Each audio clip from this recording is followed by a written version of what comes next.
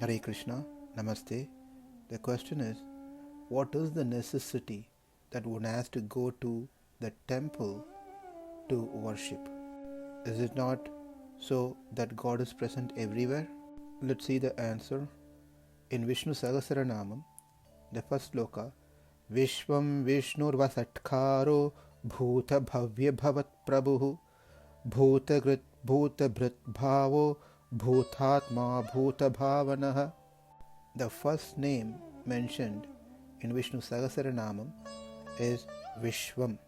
Vishwam means universe.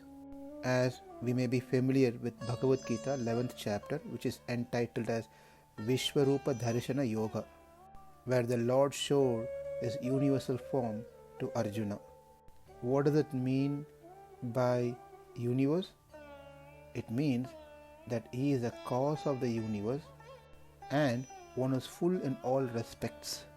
His strength, his valor, his wealth, his beauty, all opulences that he has are in full. Therefore, he is Vishwam. The second name is Vishnuhu, one who permeates everything. He is inside every sentient and non-sentient being, one who surrounds everything. The root of this name is Vish, not the English wish, W-I-S-H, V-I-S-H, which means Vyaptav, to pervade, to enter. Sri Parasara Bhattar, he says in his commentary for this name, Swa Vibhuti Bhutam Chit Achit Atmakam Sarvam Vishati iti Vishnuhu. He pervades in both sentient and non-sentient entities. There is no place that is not present or pervaded. The Lord exists everywhere, permeates everything, and that is his wealth. He is unlimited by space, time, and substance. Not only that he pervades in, he is also pervaded externally. That means both externally and internally he is present, is pervaded. Therefore, his name is Vishnuhu. From this name we can also understand the relationship between the Lord and the living entities. The example is given using the fire and smoke, the relationship between fire and smoke. When there is smoke, there is fire. But when there is fire, it is not always true that there will be smoke. Example is the red hot iron rod. It is fire, but there is no smoke. Similarly, the living entity and the Supreme Lord relationship is in such a way that the Jivatma cannot exist without the presence of the Lord, but the Lord can exist without any support.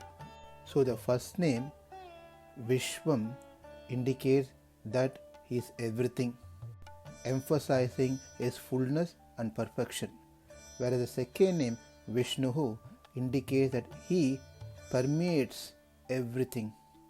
He is everything around us and he is in every one of us, that without him nothing exists. This is what Bhakta Prahlad said, and this is what he realized, that Vishnu is residing within me as well as in all entities, whether it's moving or non-moving. He is present everywhere. I could see him in the weapon, in the fire, in the ocean, in this pillar. So, number one, the name Vishnu refers to the Lord's quality in pervading into everything that he has created, including all the sentient and non-sentient objects, right from a blade of grass to Brahma. Number two, his pervasiveness is because of his Shakti, the power behind everything that exists.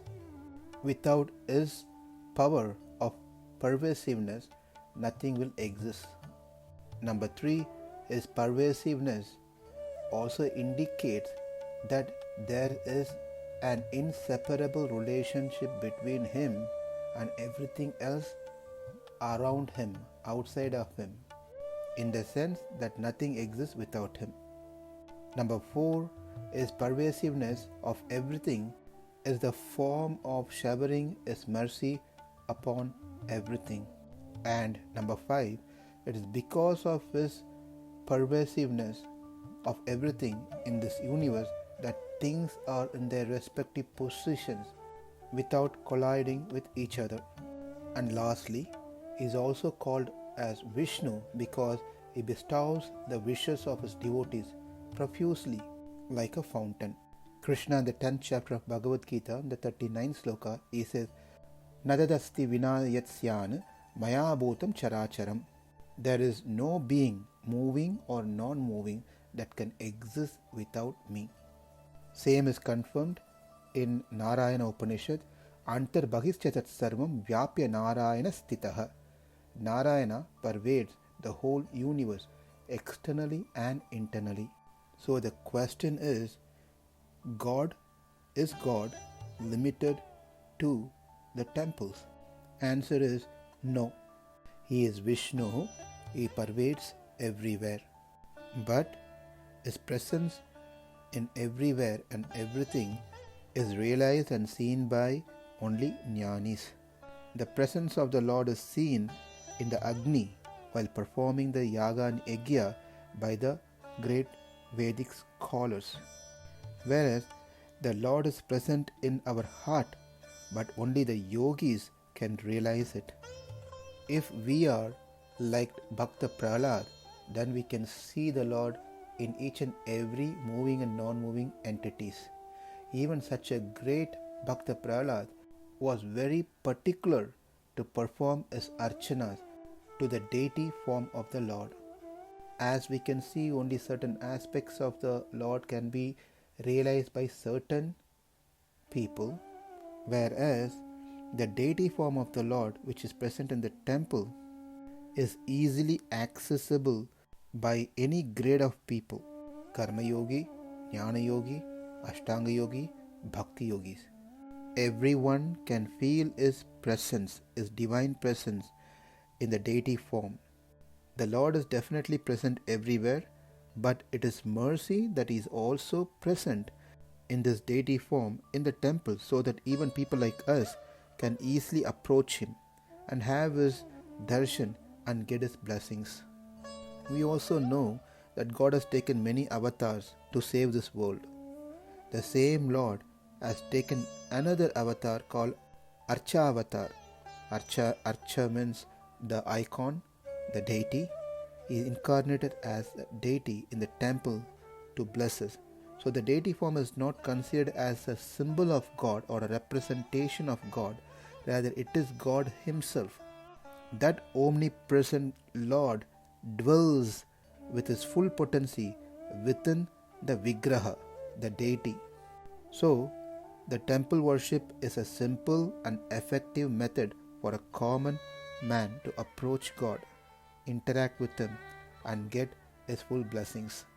Temple is the center place to connect all like-minded people. Visiting temple regularly, engaging ourselves in the activities that's happening at the temple, the Lord will be pleased. When the Lord is pleased, He bestows us with a vision to see His presence in everything. When we see His presence everywhere, then our attachment to that Archa Vigraha increases, appreciating His accessibility, compassion and mercy upon us in the beautiful form of a Vigraha, deity. Therefore, the deity worship in the temple accelerates our bhakti. Thank you. Hare Krishna.